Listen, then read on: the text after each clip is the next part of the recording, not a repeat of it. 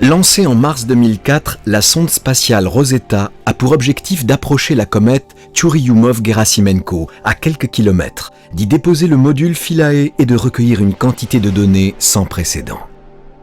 Depuis de nombreuses années, la communauté scientifique internationale s'est fortement mobilisée sur l'observation et l'étude des comètes, notamment avec les projets Vega et Giotto. Giotto en 86, c'était le survol de la comète de Halley, une mission qui avait duré pratiquement 12 heures, le temps du survol, très court. Et déjà, on a fait d'énormes progrès avec Giotto. Il fallait passer à l'étape suivante, et l'étape suivante, qui est beaucoup plus complexe, c'est le rendez-vous avec un noyau cométaire. Ça n'a jamais été fait. C'est l'objectif de Rosetta. Cette mission de l'Agence spatiale européenne sera la première à placer un satellite en orbite autour d'un corps céleste et à poser en douceur un petit atterrisseur sur son noyau. Les comètes sont probablement les vestiges les mieux préservés du matériau à partir duquel l'ensemble des objets du système solaire ont évolué. Et pour la première fois avec Rosetta, on va se poser sur le noyau d'une comète pour analyser la composition et les propriétés de ce noyau cométaire. Et en particulier, ce qu'on voudrait, c'est identifier et caractériser les molécules organiques, les molécules carbonées, parce qu'on pense qu'après avoir ensemencé les océans terrestres et planétaires, elles ont pu initier l'émergence de la vie. Cette mission, dont les premiers développements ont commencé en 1993, a nécessité dès l'origine du projet une coopération complexe avec de nombreux partenaires. La mission Rosetta est une mission de l'Agence spatiale européenne et le CNES coopère sur cette mission à deux titres. D'une part, nous soutenons et nous finançons les laboratoires français qui ont fabriqué les instruments qui sont à bord de Rosetta et de Philae, mais nous avons aussi un rôle technique sur Philae lui-même avec nos amis du DLR, l'agence spatiale allemande, et nous avons en commun réalisé cet atterrisseur Philae. Nous avons fourni notamment les batteries. Nous sommes responsables de toute la phase de largage-atterrissage de Philae et nous avons la responsabilité du CONC, le centre scientifique de Philae qui se trouve au CNES à Toulouse. Pour atteindre son objectif, la sonde doit faire coïncider sa trajectoire et sa vitesse avec celle de la comète. Un voyage de 6 milliards de kilomètres pour Rosetta qui a dû relever de nombreux défis techniques. Il nous a fallu 4 assistances gravitationnelles, 3 de la Terre et 1 de Mars, qui nous ont donné l'accélération nécessaire pour rejoindre la trajectoire de Churyumov-Gerasimenko. Il a fallu faire face à des difficultés du type de la durée de la mission, environ 10 ans, de la température très froide et du manque d'énergie dans des zones très éloignées du Soleil. Au cours de sa croisière, la sonde a traversé plusieurs fois la ceinture d'astéroïdes située entre les orbites de Mars et Jupiter.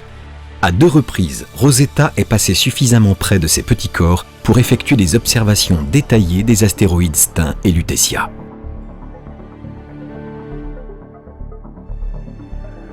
En se plaçant à proximité de la comète, cela va permettre de l'observer pendant une durée de 18 mois, de caractériser sa surface et d'observer aussi son atmosphère.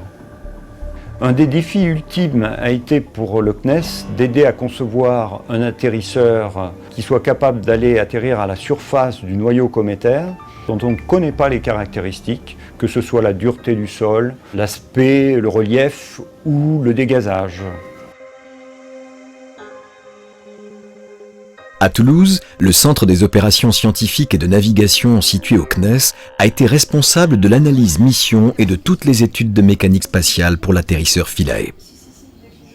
Le centre de mission est l'interface entre la communauté scientifique et le segment spatial. Il a 3 fonctions principales. La première fonction est la coordination des opérations scientifiques, qui consiste à étudier, implémenter et à suivre l'exécution des expériences demandées par les équipes scientifiques. La seconde fonction est le traitement, l'archivage et la distribution des données générées par l'atterrisseur. Ceci afin de mettre à disposition des équipes scientifiques des données directement exploitables pour leurs études. La troisième fonction est la fonction de navigation de l'atterrisseur, qui consiste à définir la stratégie d'atterrissage et du choix du site d'atterrissage. Notamment, on va définir à l'aide de calculs de trajectoire et l'analyse de la topographie du terrain, quels sont les sites atteignables, tout en garantissant la sécurité de l'atterrisseur. Il faut aussi s'assurer que les sites atteignables conviennent pour les analyses scientifiques. L'atterrisseur Philae aura 5 jours d'autonomie énergétique pour effectuer les nombreuses missions scientifiques qu'il embarque, comme par exemple l'instrument Concert. L'instrument est composé de 2 parties. La première partie se trouve sur la sonde elle-même, et Rosetta donc, et la deuxième partie qui se trouve sur l'atterrisseur. Les ondes radio que nous allons émettre de la sonde vers l'atterrisseur traverseront la comète, et en utilisant le mouvement de la sonde autour de la comète, on aura plusieurs points de mesure. Et c'est ça qui nous permettra d'arriver à reconstruire l'intérieur de la comète. En hibernation depuis 2011 pour économiser son énergie, la sonde s'est réveillée comme prévu le 20 janvier 2014.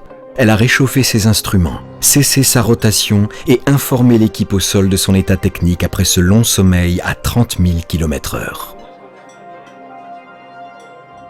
Tous les instruments de l'orbiteur ont été activés les uns après les autres. Ils ont été testés. L'atterrisseur a été allumé le 28 mars à l'heure dite et tous les instruments de l'atterrisseur Philae fonctionnent parfaitement. Donc tout s'est bien passé dans les tests juste après le réveil. Plusieurs manœuvres orbitales ont été réalisées entre mai et juillet pour freiner la sonde et lui permettre de se rapprocher de la comète à une vitesse relative de 10 km/h. Nous sommes aujourd'hui à 5000 km de la comète. Nous approchons et nous apprenons à connaître la comète et le noyau. La caméra Osiris a marché dès la fin du mois de juin et petit à petit, nous voyons la comète grossir dans le champ. Et nous avons découvert une forme tout à fait particulière de comète. Là, nous avons encore des détails au mieux de l'ordre de 100 mètres. Dans les semaines à venir, on ira jusqu'à la taille de la dizaine de mètres. Fin septembre, début octobre, on devrait atteindre une précision d'1 mètre à la surface. Toutes les données récoltées par la sonde Rosetta vont permettre d'étudier et de mieux connaître la comète Churyumov-Gerasimenko. En août et septembre 2014, elles serviront également à sélectionner le meilleur site d'atterrissage pour Philae.